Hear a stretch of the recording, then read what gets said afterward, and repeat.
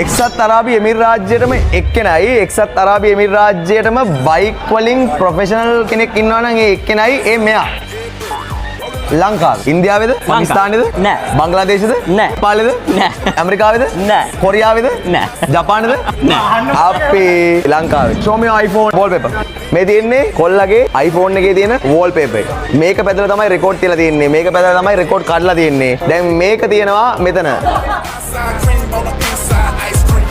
මේක 2023 R1M එකක් limited edition. මේක R1 එකේ full track ready bike එකක්. මුළු bike එකම එන්නේ carbon fiber light weight එකට. පළවෙනි gear එක යනවා 180ට වගේ. Yamaha එකේ MotoGP Descendant එක full MotoGP front and rear electronic suspension, full light weight carbon fairings ඉස්සරහා downforce එකට.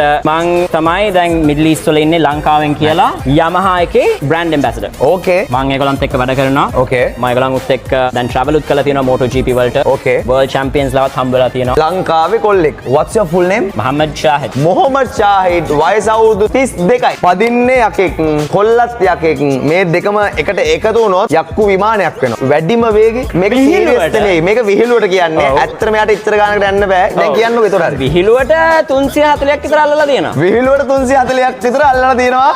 මෙන්න මේකේ. ලංකාවෙන් ගන්නවා නම් කෝටි 1.20ක් 1.30ක් 1.40ක් විතර වෙනවනේ. දිරාම් වලින් කිව්වොත් 1,35,000ක් ස්ටොක් ඊට පස්සේ වෙන වෙන දේවල් උත් දාන්න ඕනේ ඉතින්. මේක ස්ටාර්ට් කරන්න වා නැගල. මෙන්න මෙහෙමයි කොල්ලා පදින්නේ වාහනේ. Look at that guys. Look at that. Look at that. Look at that.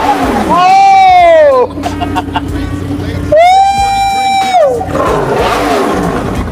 Nice, nice, nice, nice, nice. මේ වණ්ඩිය පදන ෂාහිඩ්ගේ full podcast එක හෙට අනිද්දර වෙනවා. SL Dubai Riders in UAE. ජය වේවා. Little life of a thug nigga.